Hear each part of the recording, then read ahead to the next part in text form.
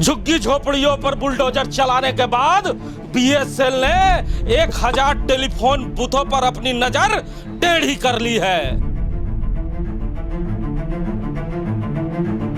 जी हाँ, ठीक सुना आपने।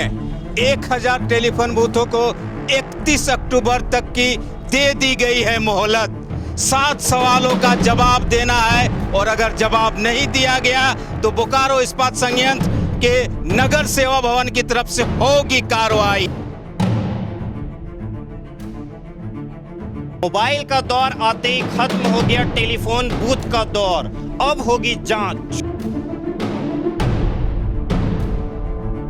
नोटिस मिलने के बाद तमाम बूथ संचालकों में मचा हड़कंप। अब होगी जांच और उस जांच को लेकर लोग हैं परेशान। देखिए, निजाम बदलते के साथ हर चीज बदलने लगा है। जी हाँ, सही सुना आपने। बीएसएल प्रबंधन में जैसे ही हेर फेर होती है और अधिकारी इधर से उधर होते हैं, तैसे ही कार्यक्रम बदल जाता है। लंबे समय से जो फाइलें धूल चाट रही थी, उन फाइलों को अब बाहर निकाला जाता है। आपने इसके पहले ही तस्वीरें देखा कि किस तरह बुलडोजर चलता है और झोपड़ियां टूट जाती है। अब एक आम सूचना के माध्यम से ये बताया गया है कि बोकारो शहर में लगभग 1000 बूथ जो चल रहे थे, उन्हें आम सूचना दी गई है कि आप बताएं कि अभी आपकी क्या स्थिति है और आप अपने दुकान में क्या कर रहे हैं। लेकिन सब लोग जानते हैं कि टेलीफोन बूथ का ज़माना चला गया है, लेकिन बूथ वहाँ पर मौजूद हैं और उस समय जो स्थिति थी, अब स्थिति बदल गई है। हमारे साथ कई दुकानदार हैं, इनसे जानते हैं। आपको बीएसएल ने लाइसेंस दिया था बूथ चलाने का, अभी आप क्या कर रहे हैं? अभी तो कोल्ड ड्रिंक्स है, टी कॉफ़ी तो सुना और स्टेशनरी आइटम। तो सुना है आपने नोटिस जो आया? हाँ, नोटिस तो पेपर में पढ़े हैं।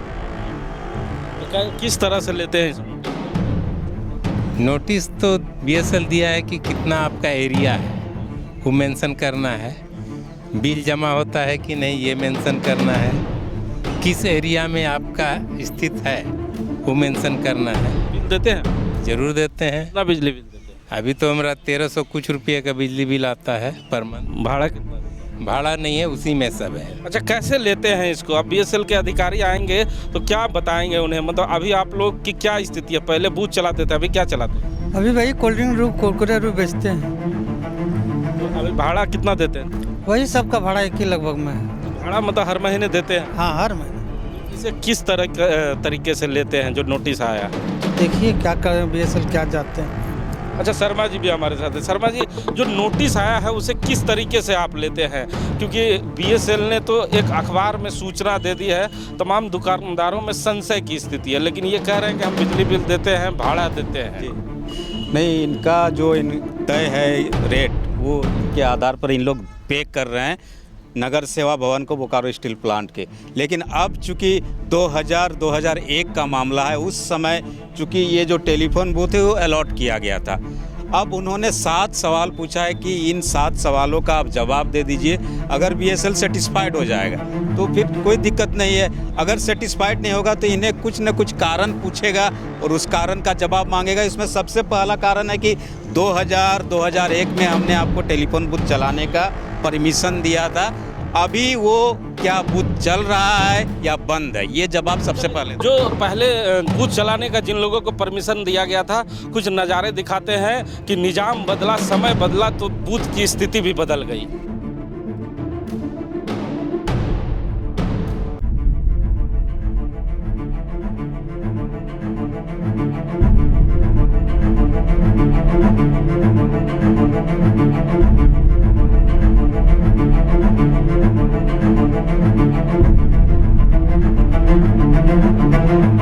हेलो कौन?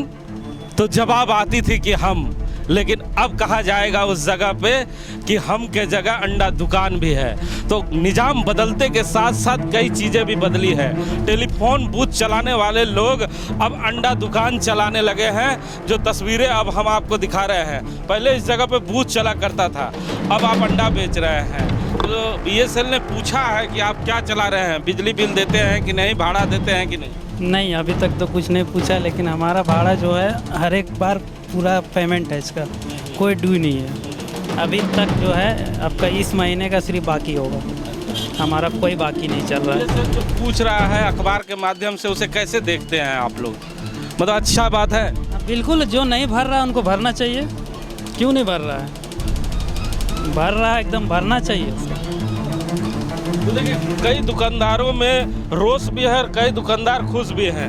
बीएसएल ने जो आम सूचना निकाला है, पूछा है कि जो 1000 बूथ शहर में चला करता था, अब उसमें क्या चल रहा है, तो इसे किस तरीके से आप लोग लेते हैं? पहले टेलीकॉम का था बिजनेस, अब वो बंद हो चुका है, तो इस पर अब रोजी रोटी के लिए बाल बच्चों को जीविकोपार्जन हेतु कोई भी धंधा इसमें चलाना ही पड़ेगा, वरना बाल बच्चे का भुखमरी का हाल हो जाएगा।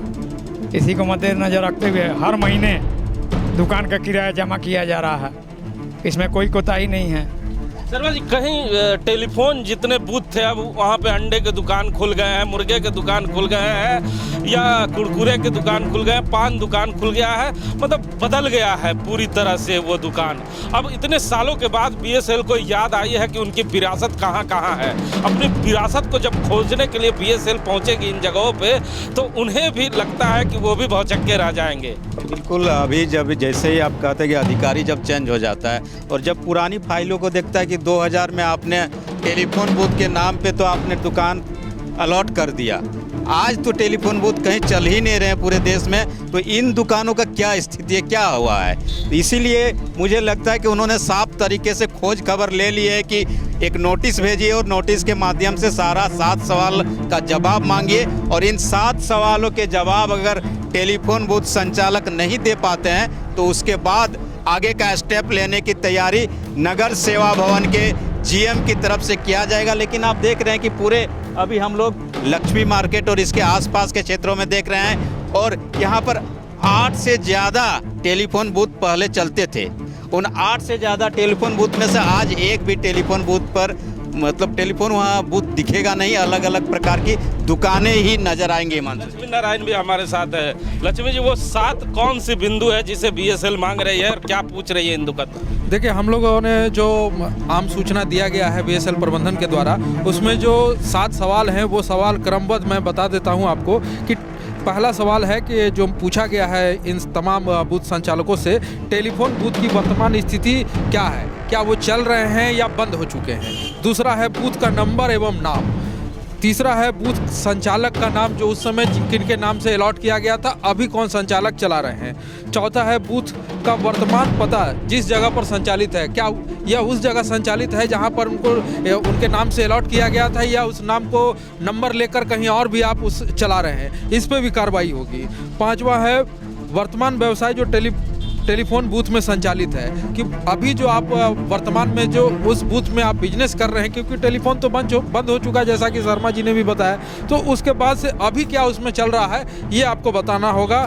और छठा क्या है कि बूथ का आकार, जो लंबाई और चौड़ाई जो आपको पहले अलॉट किया गया था, अभी वर्तमान में वही आकार है या आकार बढ़ा दिया गया है। ये शायद कहीं ना पॉइंट वाली बात है कि बीएसएल ने पकड़ा है कि तमाम संचालकों को जो उस समय दिया गया था जगह, उससे बढ़ा के वो कर रहे हैं, तो अब उनसे ज़्यादा फाइन वसूल के भाड़ा लेने की भी तैयारी मान सकते हैं आप इसे। और सातवां और आखिरी है, वर्तमान एवं बकाया बिल भुगतान रकम की राशि इंगित कर उसकी रसीद और छाया प्रति संलग्न करेंगे। तमाम अपनी जो आपका जो भाड़ा है शुरू से अभी तक अंत तक का, आप कब से भाड़ा दे रहे हैं, कब से नहीं दिया है, वो अंकित करके और सभी संलग्न करके आप प्रबंधन से जो जहां से नोटिस आया उनको मामला राशि बढ़ाने का ही दिखाई दे रहा है। अब बीएसएल आपके पास जब पहुंचेगा, उनके अधिकारी पहुंचेंगे और कहेंगे कि इस दुकान का भाड़ा बढ़ाए, बिजली बिल बढ़ाए, तो बढ़ाएंगे? बिल्कुल बढ़ाएंगे सर, क्यों नहीं बढ़ाएंगे? बढ़ाएंगे बिल्कुल। तो बीएसएल का नेताजी, जब फरमान आएगा और आपके फुटपाथ दुकानदार भाइयों को भाड़ा बढ़ाने कहा जाएगा, तो नेतागिरी नहीं ना करेंगे? ना, नेतागिरी की इसमें कोई बात ही नहीं है।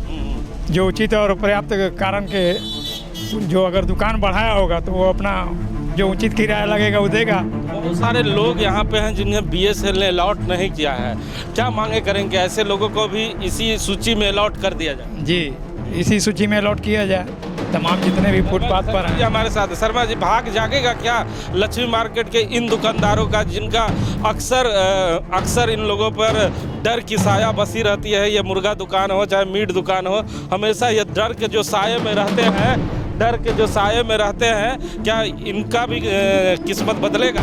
नहीं, मुझे नहीं लगता है, क्योंकि इस नोटिस में ऐसा कुछ इंगित मतलब कोई ऐसा संकेत नहीं दिया गया हिमांशु जी कि बाकी जो अनऑथोराइज दुकानें चल रही है मेरे एरिया में उसको लेकर क्या करना है। क्योंकि उसको आप बार बार देखते हैं कि ऐसे परिस्थिति में अनऑथोराइज दुकानों पर लगातार कार्रवाई की जा रही है, बुलडोजर चल रहे हैं। उन्होंने अभी सिर्फ उन दुकानों की खोज खबर ली है जिनको 2000-2001 में मोबाइल ये टेलीफोन बूथ चलाने के नाम पर लाइसेंस दिया गया था, जगह आवंटित किया गया था, और इसीलिए उनसे पूछा गया है कि वर्तमान में आपकी क्या स्थिति है। कांग्रेस नेता राकेश राय भी आ गए हैं, भीड़ लगा देखा, राकेश राय समझ गए कि कुछ मुद्दा है। बीएसएल जो है अपनी विरासत को खोजने के लिए निकली है। लगभग कई सालों के बाद एक आम सूचना निकला है जिसमें वो कह रहे हैं कि टेलीफोन बूथ जो 1000 की संख्या में चल रही थी वो वर्तमान में उसकी क्या स्थिति है, और अगर लोगों ने अपना ट्रेड बदल लिया है तो कई 7 बिंदुओं पे उन्होंने इन्हें नोटिस किया है और मांग किया। अगर ये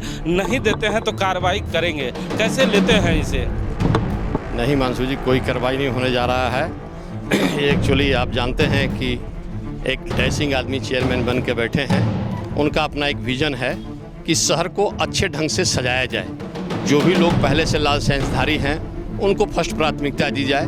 उसके बाद भविष्य में इसकी प्लानिंग है कि शहर को जो है सजा के जो भी बेरोजगार लोग हैं, ये जो झुंगी झोपड़ी बनी है, झुंगी झोपड़ी हटा के 10 बाई 10 का शेड बना करके बहुत पहले एक प्रोजेक्ट दिया गया था। इससे क्या होगा कि उनको रेवेन्यू भी आएगा, बिजली का भी पैसा आएगा, पानी का भी पैसा आएगा, और शहर भी बहुत सुंदर ढंग से सज जाएगा और अच्छे ढंग से लोगों को जगह इसमें प्राप्त होगी। इसमें बहुत घबराने की आवश्यकता नहीं है। इसको नेगेटिव वे में नहीं लेना है, इसको पॉजिटिव वे में लेना है। लोग खोज रहे हैं कि हैं या नहीं हैं। बहुत सारे बूथ बंद हो गए हैं, बहुत सारे बिक्री करके ट्रांसफ़र चले गए हैं, बहुत सारे बंद थे, बहुत लोगों ने अनऑथराइज खोल लिया है। इस सभी चीज़ों पर खोज चल रही है कि एक्चुअल लोग हैं या नहीं हैं, वो बेरोजगार लोग हैं या दूसरे लोगों को बेच दिया गया है। इस टाइप की जांच हो रही है। इसको नेगेटिव वे में हम लोगों को नहीं लेना चाहिए। नहीं, नेगेटिव वे में कोई दुकानदार नहीं ले रहा है। हम लोगों ने कई दुकानदारों से बात किया, उन्होंने कहा संडे हो या मंडे रोज खाए अंडे। लेकिन यहाँ पर बूथ हुआ करता था, अब अंडे जरूर अधिकारियों को मिलेंगे, वो भी ताज़ा अंडा मिलेंगे, और अधिकारियों से दुकानदार भी मिलने को तैयार हैं कि लंबे समय के बाद अधिकारी हमें खोजने आ रहे हैं, उनकी विरासत में हम हैं और हम उनके विरासत में रहना भी चाहते हैं। अगर वो भाड़ा बढ़ाएंगे तो हम भाड़ा बढ़ाने के लिए भी तैयार हैं, लेकिन वो हमसे उचित भाड़ा वसूलने की तैयारी करें। हम बीएसएल का सहयोग करने को तैयार हैं। कैमरामैन भोला के साथ जीपी हिमांशु, लक्ष्मी मार्केट।